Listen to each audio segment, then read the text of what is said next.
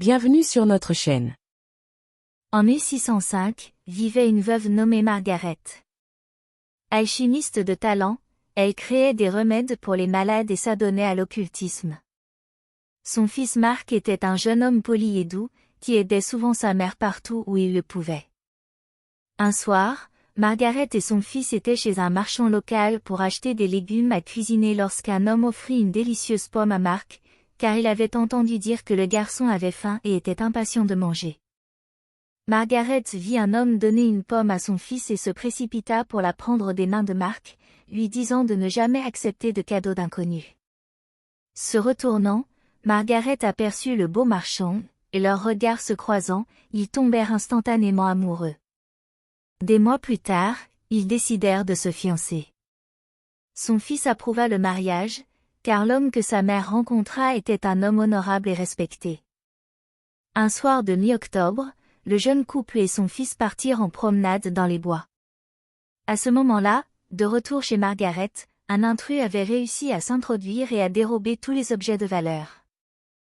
À leur retour, Margaret et Marc étaient dévastés. Elle avait économisé ces 2 derniers mois pour acheter une robe de mariée, le mariage approchant à grands pas, et elle savait qu'elle n'aurait aucun moyen d'en acheter une autre à temps.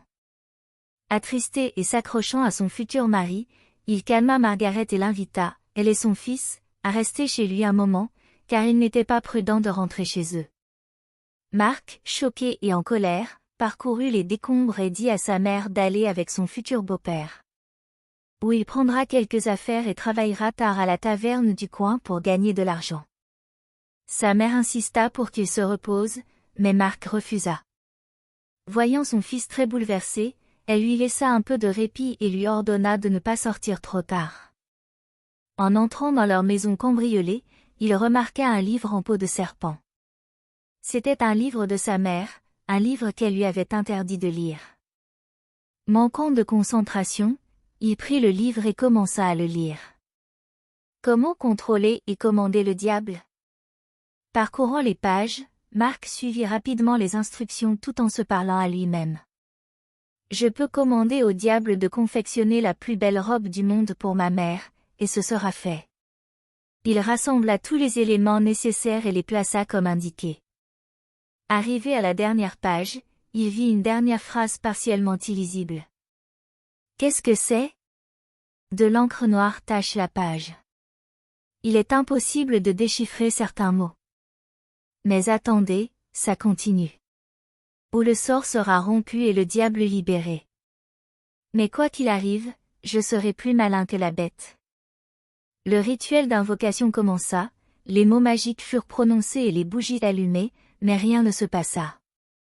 Déçu, le jeune garçon jeta le livre par terre et s'assit par terre, les mains sur le visage. Ma mère n'aura jamais sa robe. Pourquoi ai-je cru à ces absurdités? Qu'est-ce que c'est que ces absurdités, mon garçon, murmura une voix grave. Sursautant de peur, Marc leva les yeux et vit un homme flotter au milieu du cercle de bougies, tout de noir vêtu, tandis que la pièce s'illuminait de 1000 feux. Alors pourquoi m'as-tu invoqué? J'attendais l'un de mes disciples, mais tu n'es qu'un simple garçon. Pourquoi m'as-tu fait perdre mon temps? Grogna le diable, essayant de cracher les mots. Je t'ai invoqué pour faire ce que je veux. Garçon stupide, sais-tu ce que je peux te faire, et tu t'attends à ce que je m'agenouille à chacun de tes mots? Marc répondit, tais-toi, diable. Je ne t'ai pas dit de parler. À cet instant, le diable le regarda en silence avec le regard noir d'un ours sur le point de s'attaquer à sa proie.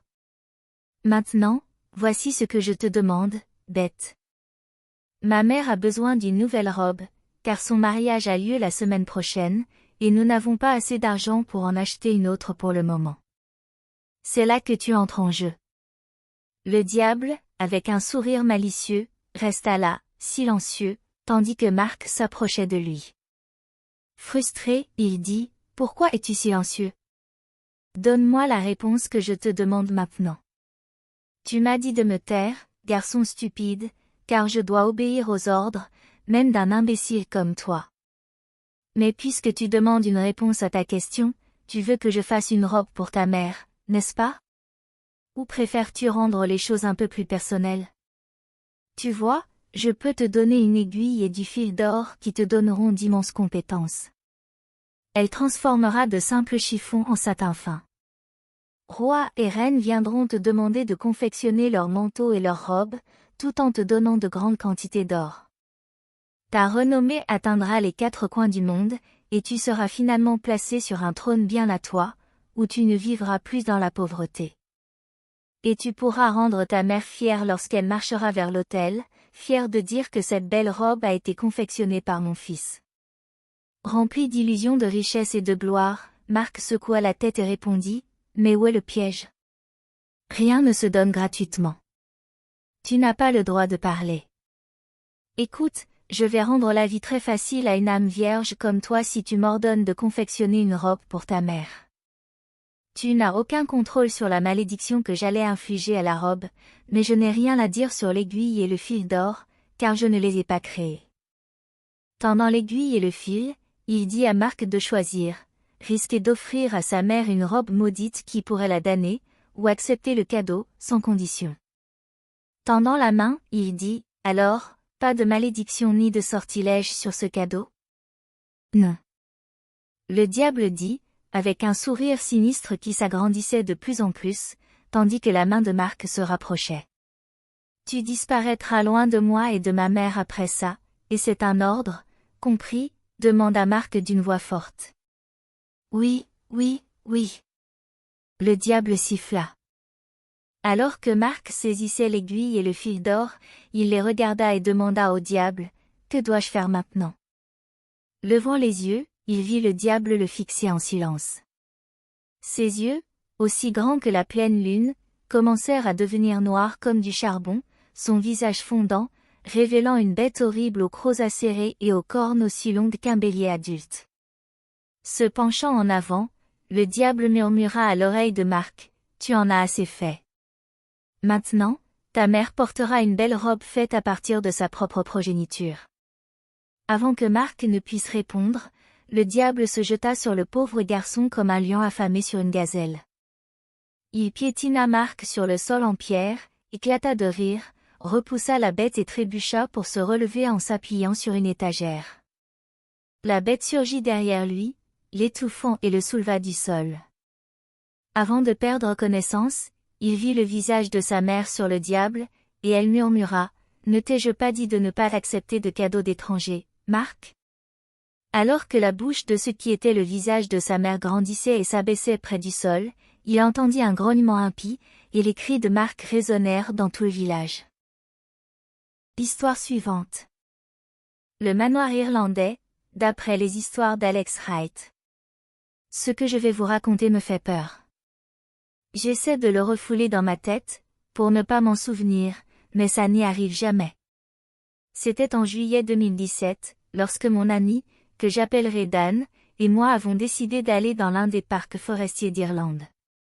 C'était magnifique. Il y avait des arbres tout autour et on entendait les oiseaux gazouiller et siffler. C'était incroyable. Jusqu'à ce que Dan et moi atteignions le manoir abandonné où personne n'était entré depuis des décennies. Il était littéralement en train de pourrir. En arrivant au manoir, je me suis rendu compte qu'il n'y avait aucun bruit, à l'exception du vent qui soufflait dans les arbres. Mon esprit est rapidement passé de la détente à l'inquiétude, car j'ai lu de nombreuses histoires effrayantes, et chaque fois que cela se produit, cela signifie qu'un skinwalker, un wendigo ou quelque chose d'anormal se trouve dans les parages. Mais j'ai ensuite réalisé qu'il n'y avait ni wendigo ni skinwalker en Irlande, mais que c'était peut-être quelque chose d'anormal. J'y ai réfléchi jusqu'à ce que Dan me tape sur l'épaule et me dise « Tu as vu quelque chose bouger à cette fenêtre ?» Je lui ai répondu que non. Il a ensuite dit que c'était probablement mon imagination. Nous étions tous les deux d'accord. Donc, Dan et moi avons continué à marcher autour des arbres qui entouraient la maison, car nous étions tous deux intrigués par le manoir et voulions entrer. En regardant, j'ai constaté qu'il manquait quelques pierres au mur qui entouraient l'arrière du manoir.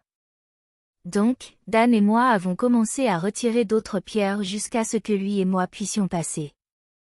Il nous a fallu un certain temps, mais nous avons tous les deux réussi à entrer dans le jardin. Nous avons regardé autour de nous et avons été émerveillés. Nous sommes entrés dans les écuries et avons regardé autour de moi, et j'ai vu une vieille selle. J'ai sorti mon téléphone pour m'en servir comme lampe de poche, car il y avait une pièce sombre à l'intérieur des écuries et je voulais voir ce qu'il y avait à l'intérieur. J'ai allumé ma lampe de poche et j'ai appelé Dan. Il a allumé la sienne et nous avons regardé autour de nous. J'ai trouvé un vieux lit en bois. Je ne savais pas qu'on dormait là où dormaient les chevaux. J'étais vraiment émerveillée. Nous avons passé une bonne heure à visiter les écuries. Après avoir visité les écuries, j'ai dû me soulager, alors je suis allée dans un buisson et j'ai détaché ma ceinture. Le buisson que j'avais choisi avait une vue directe sur le manoir, alors quand j'ai regardé par la fenêtre, j'ai vu une femme qui me regardait droit dans les yeux. Soudain, j'ai eu froid, même si c'était l'été. J'ai rapidement terminé mes besoins et je me suis dirigée rapidement vers Dan. Et lui ai demandé ce qu'il avait vu à la fenêtre avant d'aller dans le jardin. Il m'a décrit exactement la même femme que j'avais vue, alors je lui ai dit que j'avais aussi vu la femme fantomatique. Nous avons tous deux ressenti un frisson dans le dos. Après avoir hésité à entrer dans le manoir, nous avons décidé d'y aller. Je le regrette chaque jour de ma vie. Nous avons dû entrer par une fenêtre cassée, et comme j'avais vu beaucoup de films et de séries policières, j'ai enlevé ma veste et l'ai mise au bas de la fenêtre pour éviter que Dan et moi ne nous coupions. Nous sommes entrés dans le manoir et c'était magnifique, malgré le bois pourri au sol et la couche de poussière partout.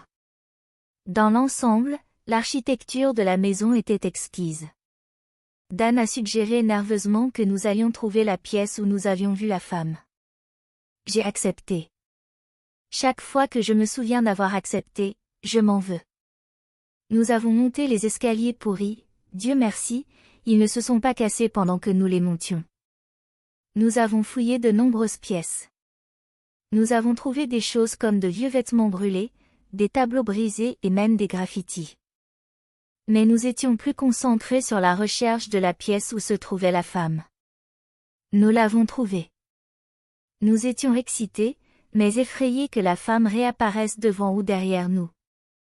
Nous avons inspecté la pièce et avons réalisé que c'était la plus grande pièce que nous ayons trouvée jusqu'à présent. Nous pensions que ce devait être la chambre principale. Dan a alors décidé de sortir son téléphone, mais quand il l'a fait, il s'est éteint immédiatement. J'ai donc sorti mon téléphone, et il s'est éteint immédiatement aussi. Nous avons tous les deux trouvé cela très étrange. Et puis, boum, la porte a claqué. Dan s'est précipité vers elle et a essayé de l'ouvrir, mais il n'y est pas parvenu. J'ai essayé de l'ouvrir, mais je n'y suis pas parvenu non plus. Nous avons même essayé ensemble, mais c'était comme si la porte était scellée. Soudain, nous entendons le rire d'une femme. Nous la regardons droit dans les yeux et Dan tombe au sol, inconscient. Je me souviens aussi d'être tombé par terre. À mon réveil, j'ai découvert que j'avais des bleus et des égratignures sur tout le corps. J'ai regardé Dan et j'ai vu qu'il était toujours inconscient. J'ai remarqué qu'il avait aussi des griffures et des bleus. Je me suis précipité vers Dan et je l'ai giflé violemment, et il s'est réveillé. Je l'ai aidé à se relever et nous avons dévalé les escaliers grinçants jusqu'à la sortie du manoir. J'avais les larmes aux yeux. En passant devant les écuries, j'ai vu une créature hideuse aux yeux rouges qui me regardait. Je l'ai ignoré et j'ai continué à courir vers le mur. Arrivés à destination, nous avons tous deux regardé le manoir et vu la femme nous regarder avec un sourire sinistre. Nous avons tous deux franchi l'ouverture du mur et couru jusqu'à trouver ses parents. Quand ils nous ont demandé comment nous avions eu ces bleus et ces égratignures, nous avons dit que nous étions tombés en grimpant aux arbres. Je leur ai demandé pourquoi ils ne s'inquiétaient pas de notre absence si longue. Ils nous ont répondu que nous n'étions partis que 30 ou 40 minutes. Dan et moi nous sommes regardés et nous sommes devenus pâles. Merci d'avoir regardé, j'espère que cet épisode vous a plu. Si c'est le cas, n'oubliez pas de cliquer sur le bouton « J'aime » et de vous abonner si vous voulez en entendre davantage. Pouvez-vous nous dire dans les commentaires où vous vivez et quelle heure il est dans votre pays?